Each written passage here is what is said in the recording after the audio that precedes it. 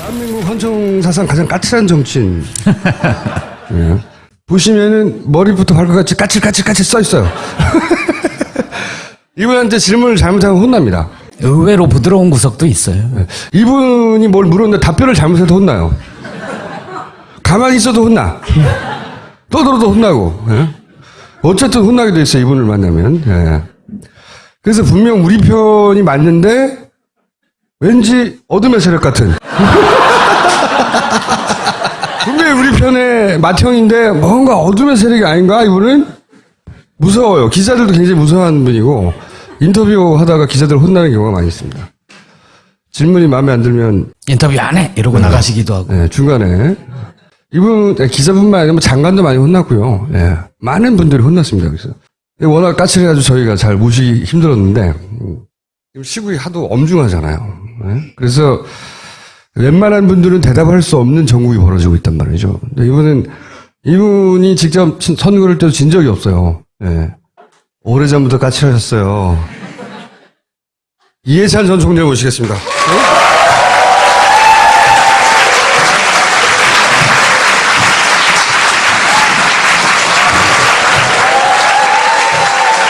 네, 오늘 특별히 꽃이 나와 있는 건가요? 네. 까칠하셔가지고. 아, 중화시키는 꽃인가요? 네. 기억하시기로는 몇 살 때부터 까칠하셨어요?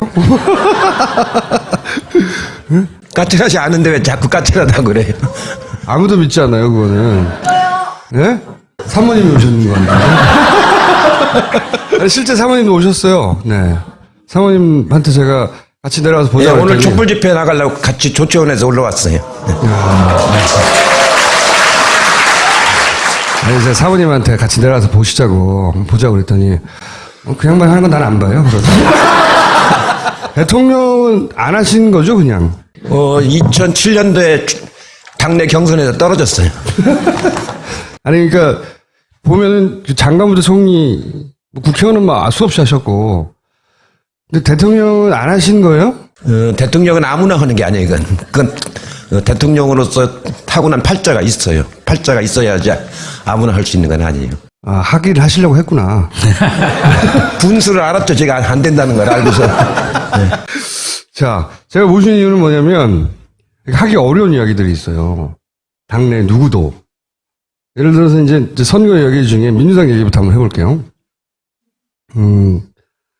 이제 민주당의 대선 이제 잠재 후보들이 다들 와가지고 총리님한테 캠프로 와달라고 막 처음에 부탁했다는데 그게 사실인가요? 예, 부탁은 다 받았죠. 받았는데 경선 때까지는 제가 중립을 지키고 네. 본선 때는 하여튼 죽을 힘을 다해서 뛰겠다고 그랬죠. 다 왔어요? 여기저기서? 4분. 아, 그럼 김부겸 의원만 안 왔군요. 김부겸 의원도 왔죠. 5분. 이 어둠의 세력을 적으로 돌리면 안 되기 때문에. 근데 다 거절하니까, 그럼 좋다. 우리한테 안 오는 건 좋은데, 딴 데는 제발 가지 마라. 그랬다면서요. 예.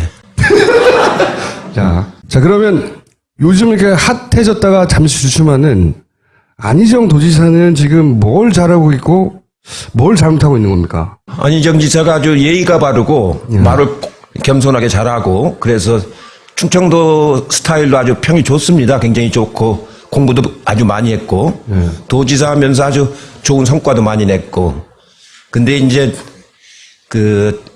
요새 문제가 되고 있는 연정 그다음 선의 이 두 단어가 이제 여러 가지 발목을 많이 잡았죠. 연정은 대상이 누군지를 설정하지 않고 무차별 연정이냐 이런 오해를 많이 받았고 선의는 선의가 아닌 걸 선의라고 인정을 하니까 악의를 선의라고 인정을 했단 말이죠. 그 점이 말하자면 좀 의심을 받은 셈이죠. 그래가지고 지금 좀 막 성장을 하다가 좀 주춤하고 있죠. 앞으로는 어떻게 될까요? 이제 경선이 이제 얼마 안 남았으니까 경선 가서 이제 승부가 나야 될 텐데 현재로 봐서는 쉽지는 않은 싸움 같아요, 보니까. 이재명 시장도 안희정 지사가 뜨기 한 달 전쯤에는 바로 그 자리에 있었어요. 그분은 뭘 잘했고 또 뭘 실수했나요? 이재명 시장은 뭐 별명 그대로 사이다라고 그러잖아요. 그러니까 말을 시원시원하게 하고 아주 간명하게 하고 그런 점 가지고 그 촛불광장에서 상당히 호응을 받았었는데 크게 뭐 실수한 건 없습니다. 실수한 건 없는데 아무래도 이제 그 전국적인 선거를 처음 해보는 거기 때문에 그런 그 뭐라고 그럴까요? 좀 말은 시원스럽게 하는데 정책 내용이 그걸 채워주질 못하는 그런 좀 아쉬움이 좀 있는 것 같아요, 보니까. 그리고 이제 문재인 전 대표는 어쨌든 두 분이 사이가 안 좋으세요? 그런 소문도 있어요? 저하고요? 예. 문재인 후보하고? 예. 아니. 답 끝이에요? 아니에요? 2012년도 예.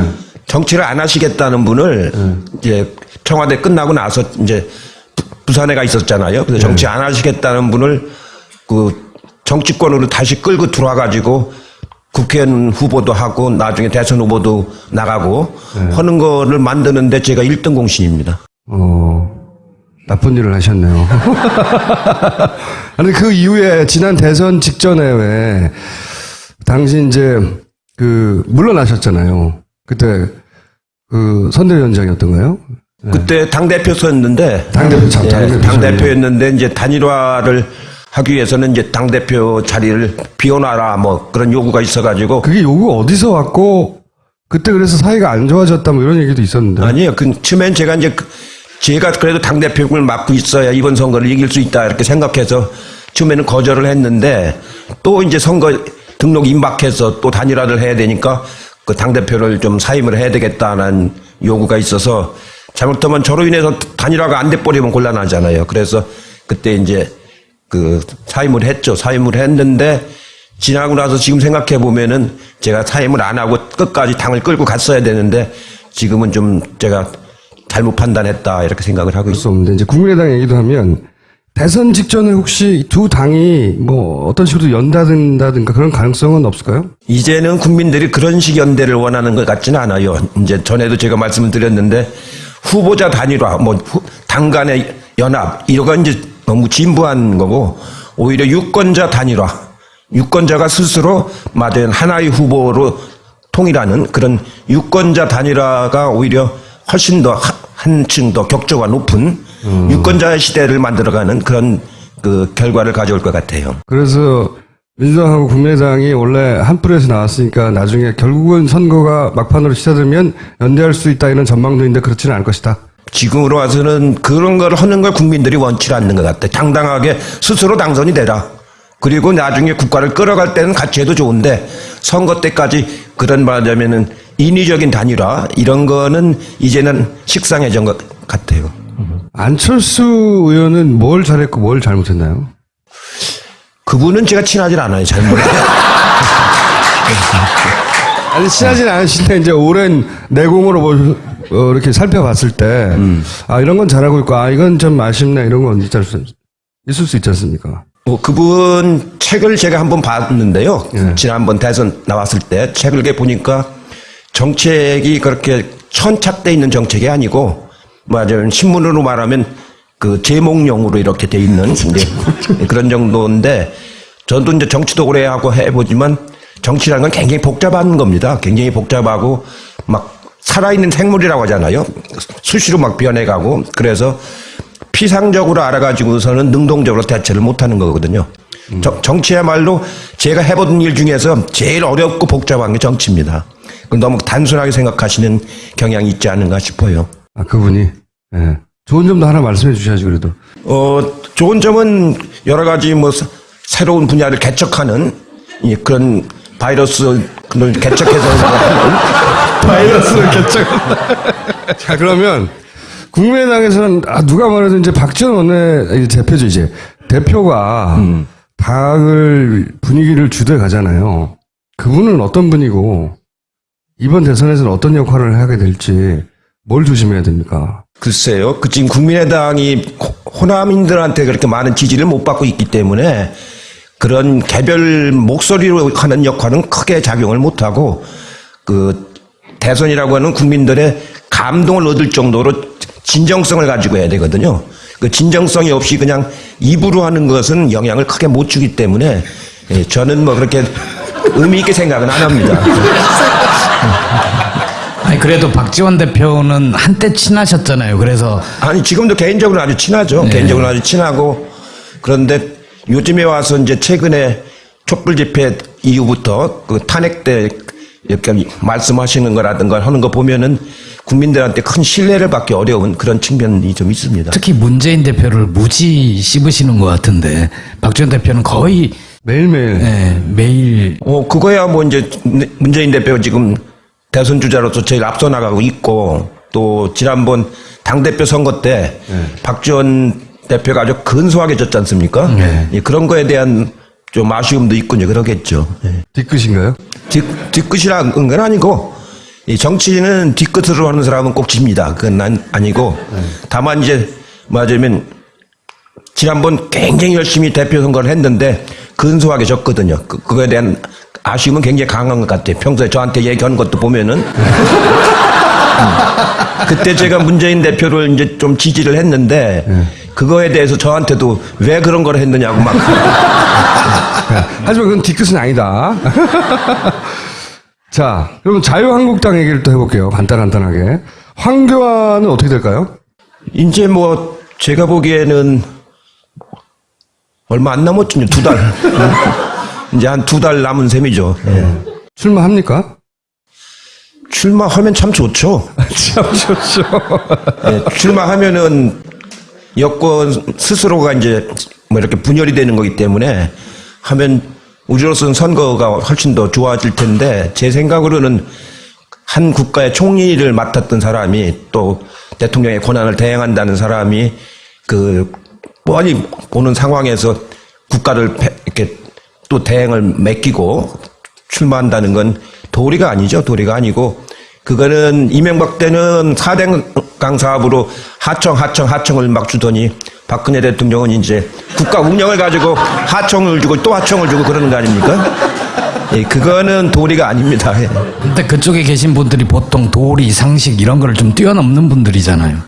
그러다가 이렇게 된 거죠, 지금. 홍준표 요새 그 경남도지사에 대해 주목을 많이 하는데 그분의 가능성은 어떻게 보세요? 글쎄요, 홍준표 지사는 그전부터 제가 잘 아는 사람인데 전투력이 있잖아요. 전투력보다는 막말이죠, 막말. 막말 전투력, 예. 근데 그런 분이 국가를 맡으면 안 되죠. 된다, 안 된다, 당이 말고, 보수 진영에서 이렇게 후보로 급성장할 수도 있지 않습니까? 워낙 무주공산이라. 우리나라 보수가 그렇게 수준이 낮지는 않거든요. 예. 이 보수 진영 사람들이 그 아주 일부 아주 수구적인 사람들 빼놓고 나머지 사람들은 상당히 높은 수준에 있습니다. 다만 성향이 이제 말하자면은 그 달라서 그렇지 그분들 이렇게 수준이 낮고 그런 사람들은 아니거든요. 친박 일부만 그 의원 쪽에 보면은 의원들이 300명 있지 않습니까? 서로 말은 안 해도 다 내심으로는 평가를 해요. 저기는 어느 정도까지 갈 사람, 저기는 어디까지 갈 사람 이렇게. 그런데 홍준표 도지사는 어디 정도까지 갈 사람으로 평가됐었나요? 아마 이 다음 선거에서는 쉽지 않을 거요. 거기서 당선된다는 거예요. 그러면 최근에 이제 이 친박 집회 나와가지고 갑자기 목소리를 높이는 김문수 도지사의 가능성은 있을까요? 거기는 제 친구인데요.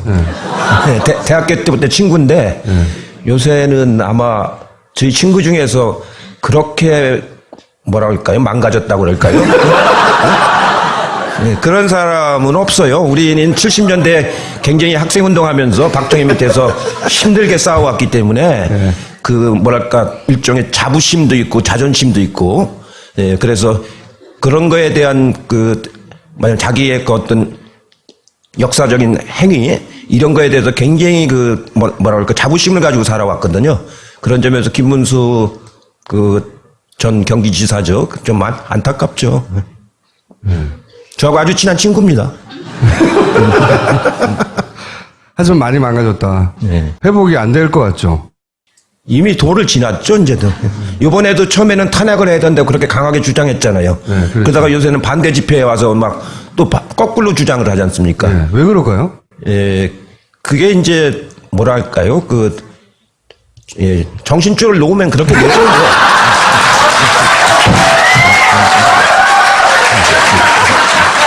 그게 이제 자유한국당 기타 등등은 제가 묻지 않기로 하고요. 자, 바른정당. 이 바른정당은 자유한국당하고 대선면에서 어떻게 될까요? 합칠까요? 아니면 후보 단일화를 할까요? 그건 잘 모르겠어요. 근데 그 두 당 사이에 골이 깊기 때문에 감정적 골이 깊어요? 예, 굉장히 골이 깊고 또 탄핵을 바른정당은 추진한 사람들 아닙니까? 그렇기 때문에 대선 후는 어떻게 될지 몰라도 대선 전까지 하나가 되기는 쉽지 않을 거요. 후보를 단일화한다, 범보수 이러면서 이거는 가능성이 그것도 쉽진 않을 겁니다. 뭐 룰도 세팅하기 어려울 것이고 사실은. 그렇죠. 룰도 그렇고 지금은 합쳐져서 시너지가 날 이유가 없지 않습니까? 그렇게 보시고. 자, 그게 옛날로 다시 돌아가게 되는 건데 뭡니까? 새누리당으로 다시 돌아가게 되는 건데 그게 무슨 시너지 효과를 가져오겠어요? 그러면 바른당의 이제 1번 후보가 유승민 의원인데 예. 그분은 왜 못 뜰까요? 생각만큼 뜰 거라고들 그 진보 진영에서는 아주 무서운 후보가 될 거라고 생각했었었는데 그분은 저도 이제 같이 상임위도 같이 해보고 의원 생활 같이 오래 했는데 온건한 보수입니다. 합리적이고 온건한 보수인데 지금 이 탄핵 국면에서는 그 정도 갖고는 어려울 거예요. 왜냐하면 지금 우리나라 국민들의 80%, 85%가 정권을 교체하지 않은 아주 절절한 그 소망을 갖고 있지 않습니까? 그런 한 85%가 탄핵을 해야 되고 절절하게 정권을 교체해야 된다고 그러는데 유승민 후보 쪽으로 마음을 줄 사람이 얼마나 있겠습니까? 그거는 그분 개인의 문제가 아니고 현재의 국민들 정서 그것 때문에 뜨기는 어렵다고 봐야죠. 지명도도 아주 낮고 인지도도 최근에 와서 뭐 여론조사에 조금 뜨는 거지 그분이 한 무슨 성과라든가 업적이라든가 이런 건 하나도 모르잖아요. 딱 하나 있죠. 원내대표 잘린 거. 네, 원내대표 때 이제 배신자라고 해가지고 한 건데 그 정도 갖고는 국민들에게 어필을 못하죠. 아주 그냥 정치라고 하는 건 본인의 소리가 있어야 됩니다. 네? 본인의 철학과 소리가 있어가지고 그거를 가지고 국민들에게 다가가는 것이지 다른 거는 아닌 거거든요. 한때 반짝할 수는 있지만 오래 갈 수가 없다 그런 거죠. 그러면 이런 거 어떻습니까? 이번 대선에서 보시기에 선거를 한두 번 하신 게 아닌데 저 사람을 주목해 봐야 돼 이런 후보 있어요? 후보나 뭐 기존의 후보든 아니면 후보가 아니든 간에 제일 주목할 사람들은 민주당 후보들이죠. 민주당 경선이 본선이라고 할 정도니까 그러고 여론조사에서도 보면은 대개 민주당 후보들 총합이 한 60% 정도 나오지 않습니까? 전체 100% 중에서 20%는 투표 안 하시는 분들이고 60%는 민주당으로 기울었고 나머지 20%는 다 먹어도 20% 아닙니까? 그렇기 때문에 민주당 경선이 본선이란 말이 뭐 틀렸다고 보기는 어렵죠. 그러니까 민주당 후보 내에 어떻게 경선이 치러지느냐 그게 가장 흥미로운 그 관전 포인트라고 보죠. 네. 지난 예를 들어서 IMF 때를 봐도 그 정도 일이 벌어졌는데 그리고 김영삼 당시 대통령의 지지율이 뭐 5%대로 뭐 모두가 다 욕했단 말이죠. 근데 결국 선거를 해봤더니 그 김대중 전 대통령이랑 이회창 여기 박빙이었어요. 생각보다 표차가 좁았어요. 혹시 그런 일이 또 벌어지지 않을까 싶은. 지고 있었죠. 11월 18일까지 예. 김대중 후보가 이해창 후보한테 지고 있었습니다. 예. 여론조사로 상으로는. 예, 여론조사상 5, 6% 지고 있다가 IMF 구제금융이 오면서 국가를 부도를 냈지 않습니까? 그러면서 이게 판세가 뒤집어진 거거든요. 원래는 한참 지고 있었죠. 그러니까 11월 15일까지 지고 있다가 이제 18일 날 뒤집어졌는데, 그러니까 좀 앞서가고 있었는데, 그 당시 이해창 후보는 굉장히 강한 후보죠. 말하자면 거의 당선권에 가 있었던 후보거든요. 당선된다고 다들 네, 생각했던. 다 당선된다고 생각했죠. 그래가지고 저희도 이제 조금 이기고 있어서 조금 안심을 했는데 바로 따라오더구만요. 그래가지고 나중에 26만 표 차이로 겨우 이겼는데 그 당시 이해창 후보하고 지금 저쪽 그 범여권에서 나오는 여권 후보들하고는 전혀 다르죠. 그때는 굉장히 그분이 강자였었습니다. 제가 그때 선거 기획을 맡았는데 이해창 후보를 떨어뜨린다는 건 거의 전 불가능할 것 같았었거든요. IMF가 없었으면은 실제로 어려웠을 겁니다. 그 이쪽 진영이 이긴 그 김대중 노무현 대통령의 선거도 원사이드하게 이긴 게 아니었거든요. 그렇죠. 2002년도도 이해창 후보가 또 나왔지 않습니까? 그래가지고 한참 지고 있었죠. 이해창 후보는 30몇 프로 가고 있었고 노무현 후보는 17% 정도밖에 안 됐거든요. 반밖에 안 됐는데 정몽준 후보하고 단일화가 마지막에 됐잖아요. 한 달 남겨놓고. 그러면서 이회창 후보를 추월을 했죠, 이제. 근데 나중에 끝나고 나니까 역시 노무현 대통령도 그때 한 50만 표 차이로 겨우 한참 이겼죠. 따라왔었단 말이죠. 예, 예. 그러니까 지금 이 정국도 그렇게 지금은 유리한 정국이 확실한데 나중에 이제 대선 막바지에 가면 1-2주 선거 1-2주 전에 결정 나기도 하잖아요. 많은 경우에 그때 되면 또 지금보다는 훨씬 더 표차가 줄어들지 않겠나. 이번은 그렇지는 않을 것 같아요. 보면은 이번에는 그 이제 마음의 상처들을 많이 받았단 말이에요. 그 여권을 지지하던 사람들이. 그러니까 여론조사에 보면 응하지 않죠, 요즘에 그 사람들이. 그러니까 상대적으로 민주당이 더 많이 나오는 그런 현상인데 그분들이 투표장에 안 갈 가능성이 없죠. 그때는 이겨야 된다고 하는 그런 게 있어서 이제 투표율을 보면은 그쪽 사람들이 더 높았어요. 근데 이번 흐름은 보면은 이 연세가 많으신 분들, 구 여권 성향인 사람들이 응답률이 많이 떨어지고 오히려 20, 30대들이 더 이제 막 적극적으로 나서는 이런 분위기라서 그 지난번 대선 때하고는 성격이 좀 다를 겁니다. 이번에 촛불 집회가 굉장히 큰 영향을 미친 게 작년 12월에 초선 의원들도 후원금을 거의 다 채웠어요. 뭐 5만 원, 10만 원, 어떤 사람은 10,000원 보내면서 미안해요, 나중에 다시 보낼게요, 뭐 이런 사람들도 있고 그렇게 젊은 사람들이 막 정치에 참여하고 그 성과를 같이 누리려고 하는 그런 거는 제가 한 30년 정치했는데 이번에 처음 봤습니다. 혹시 우선 여쭤보고 싶은 게 이제 탄핵 기각에 대한 흉흉한 소문들이 있잖아요. 그런 거 들어보셨죠? 그거 탄핵 기각의 가능성에 대해서는 어떻게 보세요? 이 강물이 이렇게 굽이치긴 해도 이 바다로 가지 산으로는 안 갑니다. 이 강물은 끝내 바다로 가는 거지 산으로 가지는 않습니다. 지금 이 국면은 뭐 기각이냐 용이냐 차원이 아니고 전체적으로 이제 국가의 어떤 운명을 가름하는 그런 법률적인 행위가 아니고 역사적인 행위이기 때문에 그건 그렇게 기각이 된다거나 그런 거는 결코 없을 겁니다.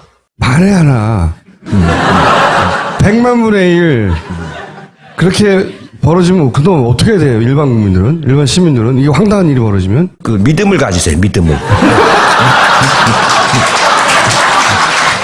사실은 이런 얘기 하더라고요. 이 재판, 그 판사들이 하는 말. 제가 이제 주로 판사들한테 말을 물어봤거든요. 어려운 재판일 때, 어떠냐고 마음이. 마지막 순간까지도 갈등한대요. 마지막 순간까지도. 이거 지금 기각설 뭐 이런 얘기 물어보면 판사들은 다 들어봤어요. 그런 얘기를. 이거는 좀 다르고요. 판사가 이제 합의부라고 하더라도 그거는 주심이 있고 이제 맞은 배심이 있는 그런 판사, 그 재판부고 이거는 8명이 집단 토론을 하는 평의를 거칩니다. 네. 이제 어제부터 시작을 했죠. 8명이 문 잠그고서 연구관도 못 오고 비서도 못 들어오고 8분이 모여서 이제 집단 토론을 해서 그 의견을 자꾸 모아나갑니다. 의견을 자꾸 모아나가가지고 최종적으로 평결을 마지막 날 이제 해서 발표를 하게 되는 거기 때문에 혼자 고민하는 게 아니고 맞으면 8분이 같이 고민하는 그런 결과가 나중에 나옵니다. 물론 평결을 할 적에는 찬성도 있고 반대도 있겠지만 토론 자체는 8분이 함께 같이 합니다. 그렇기 때문에 이렇게 막 갑자기 마음이 변하거나 이런 그 평의가 진행되진 않아요. 그랬으면 좋겠는데. 워낙 비상식적인 일들을 많이 해온 집단들이 지금, 마지막으로 이게 인용이 되면 우린 다 죽어. 이런 상태란 말이죠. 그쪽에서는. 그렇잖아요. 그런 심리 상태겠죠. 지금 그 헌법재판관 분들 중에서 제가 이제 아는 분들이 한 절반 정도 되고, 모르는 사람이 한 절반 정도 되는데요. 대체적으로 보면은 이 개인적인 성향하고 이 평의 결과하고 같진 않거든요. 아, 그래요? 요거 자체 하나하나를 가지고 검토를 하면서 본인의 성향이 보수적이더라도 맞으면 평결에 어떤 결과가 나올 때 나라가 어떻게 되겠는가. 그러니까 이게 이제 형사처벌이 아니고 형상 책임이라고 그럽니다. 형상 책임. 그러니까 그 직분에 맞는 일을 했는가 안 했는가. 이 형상 책임을 묻는 거기 때문에, 그렇게 엉뚱한 결과가 나오거나 그럴 가능성은 매우 적습니다. 자, 그러면 탄핵 인용되기까지 저희가 할 일은 집회 열심히 참여하고 목소리를 내고 그리고 얼마나 많은 사람들이 이걸 원하는지 보여주고 이거네요. 그게 중요하죠. 왜 그러냐면은 12월 3일 날 그때 200만 명 가까이 모였는데 그거 모이기 전까지는 아까 말한 바른정당 의원들 있지 않습니까? 그분들이 흔들렸었어요. 예. 뭐 대통령이 물러나겠다는데 뭐 꼭 탄핵까지 해야 되느냐 흔들리는 모습이 역력했었습니다. 그러다가 12월 3일 날 그 집회를 보고서 월요일 날부터 태도가 바뀌더라고요. 그래가지고 나중에 234명까지 이제 우리는 200명을 겨우 넘길 거라고 봤는데 234명까지 나왔거든요. 그거 보면은 아무래도 그 촛불의 민심, 그 절절한 그 소망 이게 큰 영향을 미칩니다. 만약에 만에 한 100만 분이라도 탄핵 기각되면 매일 나오세요, 이제 앞으로 저희 방송에. 책임지고. 자, 특검법 연장, 이게 직권상정을 이제 정세균 의장이 원칙에 어긋난다고. 그분이 또 신사잖아요. 그러다 보니 그 직전에 정의화 의장도 사실 안 한다고 하다가 했어요. 그것도 여쭤볼게요. 정의화 의장은 성을 가겠다고 직권상정 안 한다고 그랬는데 왜 갑자기 하게 됐어요, 그때?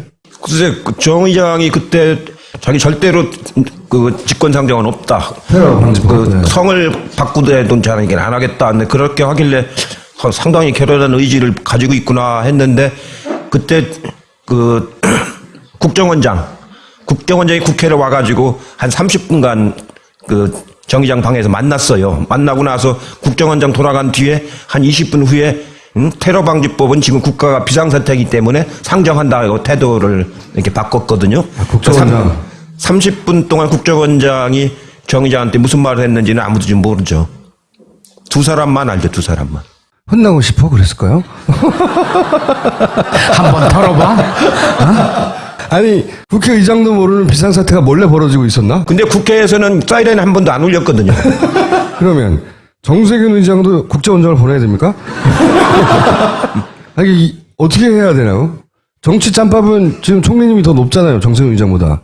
예, 지금 이제 그 대통령이 지금 유고 아닙니까? 대통령이 그 업무가 정지되기 때문에 사실은 지난번 테러방지법 통과할 그때보다는 지금이 더 말하자면 그 뭐랄까 비상사태라고 봐야 되겠죠. 정도의 차이인데 그것도 중요하지만 그 특검이 이제 중간에 중단됨으로써 말하자면 제대로 밝힐 걸 못 밝힌 대목들이 많지 않습니까? 우선 대통령 면담 조사를 한 번도 못했고 청와대 수색도 한 번도 못했고 이런 것들이 가장 중요한 부분을 못하고 지금 특검이 이제 70일이 끝났기 때문에 이걸 중단시킨다는 건 말하자면 그 아주 있을 수 없는 직권남용에 가까운 그런 거라고 봐야죠.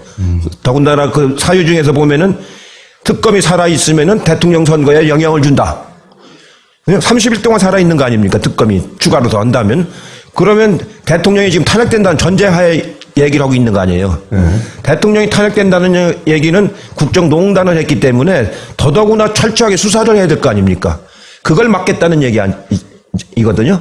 그런 국무총리실에 어떻게 그런 논리를 만들었는지 제가 있을 때는 그런지 않았거든요.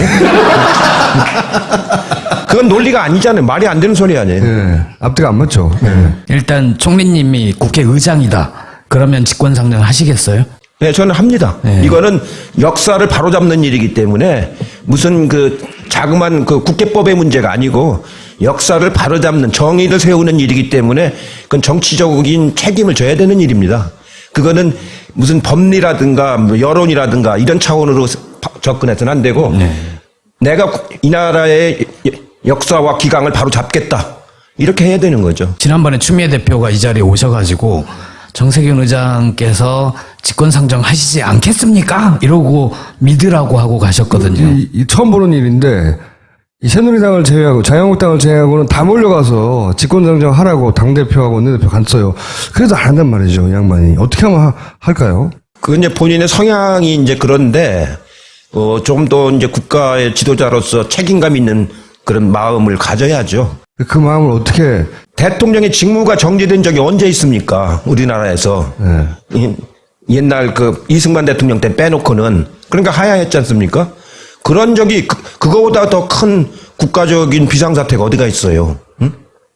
이건 어떻게 보면 테러방지법하고는 차원이 다른 비상사태에 국가의 기강을 잡는 일이기 때문에 그건 국회의장께서 그런 책임 있는 자세로 태도를 바꾸셔야 됩니다. 이거 어떻게 바꾸냐고 제가. 아니 한 30분 가서 만나시면 안 돼요? 아니 우리 의원들도 가서 얘기도 하고 당 대표들도 가서 얘기도 하고 저도 개인적으로 또 이제 만나서 얘기를 좀 하려고 그래요. 그렇게 해서. 아직 안 만나셨구나. 예. 아니, 공식적인 지도부가 해야지 제가 뭐라고 지금 거기 나서서 그걸 하겠어요. 아니, 이거 어둠의 세력 가가지고. 우선 공식적인 지도부가 하고, 예. 그러고서 이제 그게 이제 여의치 않다 하면 또 이제 여의치 않을 때. 아, 정상정본 방법으로 안 되는구나. 이제 어쨌든 자유한국당은 의사 일정에 합의를 안 해줄 가능성이 높잖아요.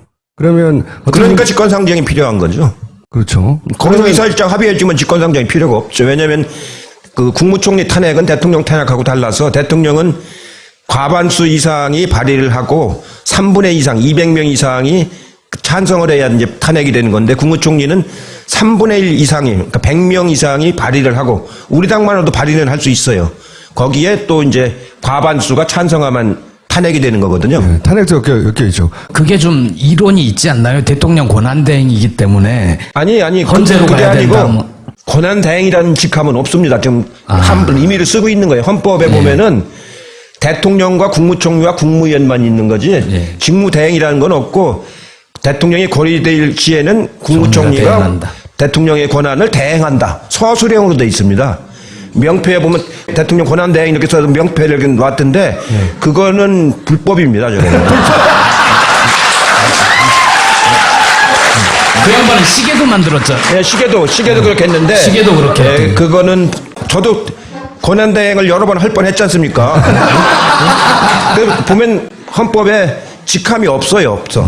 그렇네요. 그거는 임의로 쓰는 겁니다, 임의로. 그러니까 말하기 쉽게 권한대행 이게 임의로 그냥 비공식적으로 쓰는 건 모르지만 명패도 만들고 시계도 만들고 그런 거는 월권이에요, 월권. 그럼 총리는 해임 결의를 하는 건가요? 총리 탄핵. 총리도 탄핵. 해임은 건이 아니고 네. 탄핵은 이제 2분의 1로 해서 국회에서 이번에 박근혜 대통령처럼 탄핵이 되면은 그게 헌재로 넘어가죠. 네. 근데 이제 거기에 대해서 이런 얘기도 하잖아요. 이 진보 진영의 이제 사사하는 걱정일 수도 있는데, 아니, 대통령 탄핵했는데 총리까지 탄핵하면 역풍이 불어서 안 된다라고 발을 빼는 사람도 없지 않아 있어요. 그건 어떻게 해석하십니까? 그럼 뭐 역풍이 불지 순풍이 불지는 모르죠. 그러나 그게 이제 뭐 그것도 감안은 해야 되지만 그건 너무 이제 정치 공학적인 판단이고 우리가 여기서 해야 될 거는 말하자면 그 나라의 그 기강을 바로 잡는다. 특히 이제 말하자면 이 대통령 탄핵을 둘러싼 여러 가지 그 기강을 바로 잡는다라는 그 원칙이 더 중요한 거지. 바람이야 뭐 이리 갔다 저리 갔다 뭐 봄바람도 있고 뭐 가을바람도 있고 그런 거죠. 아니 근데 헌재로 가게 되면 헌재는 지금 박 대통령 건으로 평의를 열고 이제 꼭 결정을 해야 되는데 또 바로 또 다음 건이 또 와 있으면 그러니까 힘들지 이제 않을까요? 그래서 총리에 대한 탄핵은 그 정치적으로 실효성은 별로 없습니다. 왜냐하면 헌재에 가서 그 또 이제 그걸 거쳐가지고 하려면 이미 대선은 다 끝나 있거든요. 네? 대선이 인용되면 이제 60일 내에 선거를 해야 되니까 5월이면 다 끝나 있지 않습니까? 헌재는 그때까지 거의 가지도 못하고 있고 그래서 실효성은 없는데 원체 그 국무총리가 저렇게 황당한 역할을 했기 때문에 그거에 대한 분노가 그렇게 표출된다고 보시면 되는 거죠. 그거는 정치적 제스처에 가깝고, 그렇지만 특검 연장은 굉장히 구체적으로 해야 되는 일이잖아요. 아니 두 개 다 해야 되는 일인데 그 총리를 탄핵하는 건 실효성이 별로 없다 그런 실효성이 얘기고 없고. 특검 연장하는 것은 그건 수사권을 더 주는 거기 때문에 그건 굉장히 그 실효성이 있는 거죠. 그럼 특검 연장이 안 되면 다 총리님 책임입니다. 직권 상정이 안 되면 꼭 되게 해주세요. 하여튼 오늘 내일 이제 그 상황을 좀 보고 월요일 날 이제 의총이 또 그것 때문에 소집이 돼 있습니다. 의총에서 의원들 의견을 들어보고 그 노력을 하도록 그렇게 하겠습니다. 뭐든지 다 답변을 다 술술술 하세요. 그래서 저희가 앞으로 이제 대선 기간이 되면 한 달에 최소한 한 번 이상은 모시려고 하는데. 대선이 2달밖에 안 남았어요. 그럼 최소 2번 앞으로 2번 약속하시는 거죠? 예, 하겠습니다. 그리고 이런데 처음 나오셨는데 재밌죠, 총리님? 아주 젊은 사람들이 많고 그래갖고 신이 나네요. 다음 대통령 선거는 어떠세요? 준비하시는 거? 안분지족할 줄 알아야 된다고. 이 대선 때가 되면은요, 참 이상하게 이게 살풋이 가는 사람들이 많이 있어요. 그 자기 분수를 좀 알아야 됩니다. 이번 대선 정부에도 많이 갔어요, 사람들이? 좀 그렇죠. 예를 들어서 김대중, 노무현 이런 분들은 대선 기간에 어땠어요, 보시기에? 김대중 대통령은 평생 동안 정치를 하신 분이고 젊어서부터 돌아가실 때까지 또 대선을 4번인가 치르신 분 아닙니까? 그렇게 해서 이제 헌신하신 분이고 노무현 대통령은 한 번 나와서 단박 돼버렸지 않습니까? 예? 그러니까 무슨 뭐 다른 여지가 없죠. 근데 이제 매번 습관적으로 나오는 사람도 있고. 예. 그러고 이제 또 막 나와서 좀 아까처럼 이렇게 상식적이지 않은 그런 행동하는 사람도 있고 대선 때는 여러 말하자면 뭐라고 할까 여러 현상이 생깁니다. 현상이. 요새 그 개헌 가지고 뭔가를 좀 해보겠다는 사람들이 있지 않습니까? 성공할까요, 그럼? 네. 개헌을 하려면은 실질적으로 물리적인 시간이 안 되거든요. 왜냐하면 그것도 발의를 해야지 발의해가지고 국회에서 토론해야지 국회에서 표결해가지고 대통령이 공포를 또 20일 이상 이제 공포를 해야 되지 않습니까? 그러고 나서 또 열흘 이상 공포하고 나서 20일 이내에 이제 그 국민투표에 붙여야 되기 때문에 그러면 5월, 4월까지 해야 되거든요. 그리고 5월달에 또 대선 또 치를 거예요? 우선 시기적으로 불가능할 뿐만 아니고 내용상으로도 국민들하고 함께 하는 개헌을 해야지 정파끼리 모여가지고 뭐 자기들 이해관계 만든 것만 개헌을 하자. 그래가지고 국민들한테 무슨 도움이 되겠습니까? 그거는 대선 끝내놓고 내년 지방선거 때 개헌할 요량으로 충분히 토의를 해가지고 차분하게 국민들과 함께 토의해서 개헌안 내용을 잘 만들면 되는 거거든요. 지금 개헌안은 80년도 전두환이 때 만든 헌법입니다. 그분들은 근데 왜 그러는 거죠? 안 되는 거 알면서? 그러니까 제가 대선 때는 여러 가지 현상이 탄핵, 어떤 결과가 나든 탄핵이 결과가 나면 바로 오시기로 하겠습니다. 그때 오실 거죠? 예, 하겠습니다. 자, 감사합니다.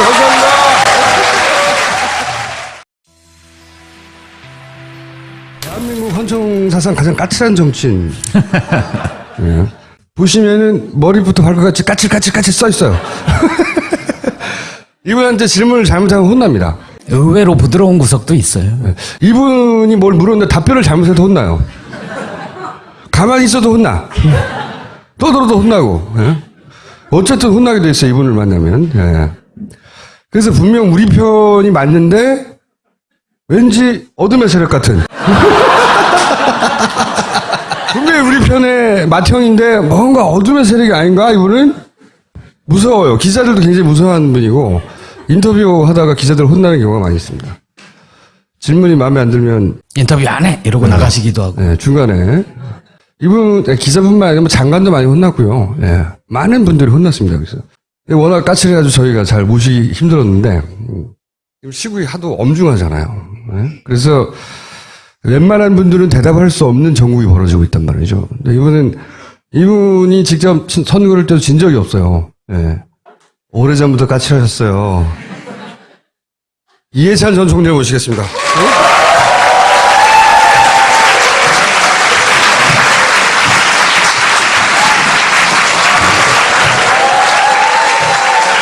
근데 오늘 특별히 꽃이 나와 있는 건가요? 예.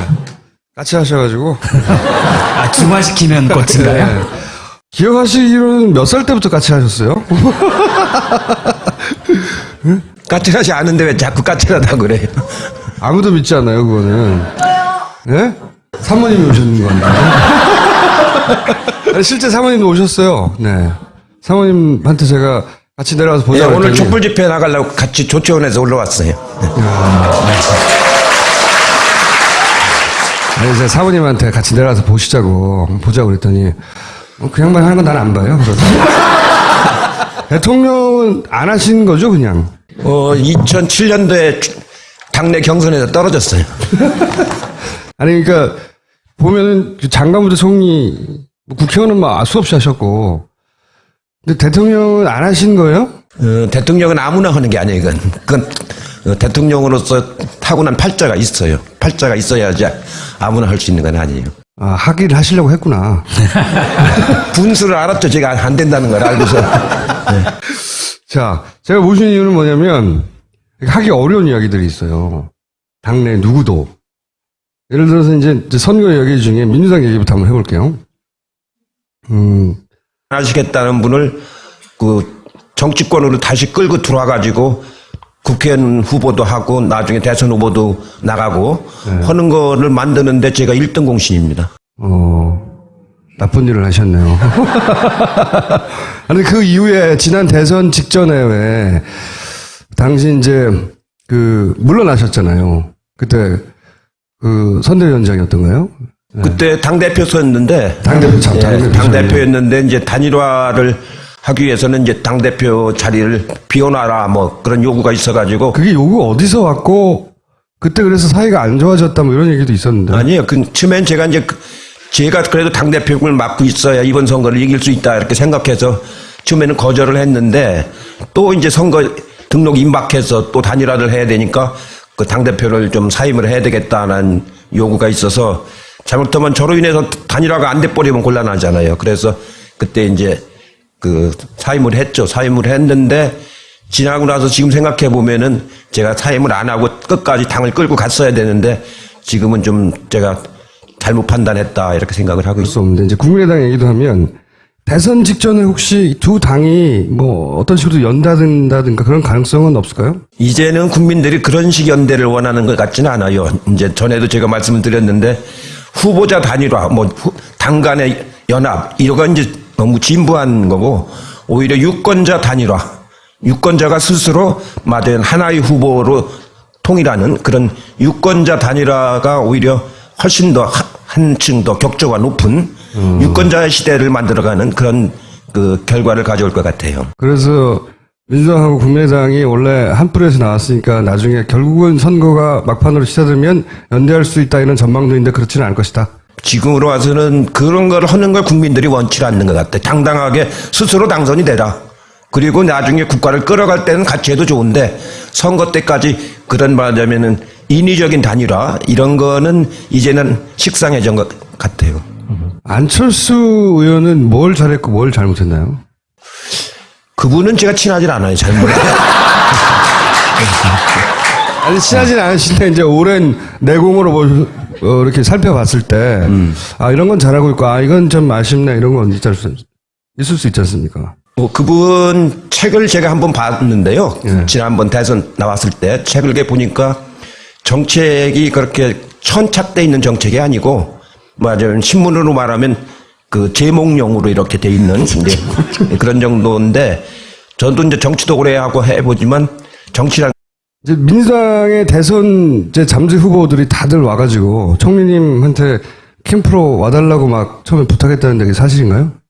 예, 부탁은 다 받았죠. 받았는데 경선 때까지는 제가 중립을 지키고 예. 본선 때는 하여튼 죽을 힘을 다해서 뛰겠다고 그랬죠. 다 왔어요? 여기저기서? 4분. 그럼 김부겸 의원만 안 왔군요. 김부겸 의원도 왔죠. 5분.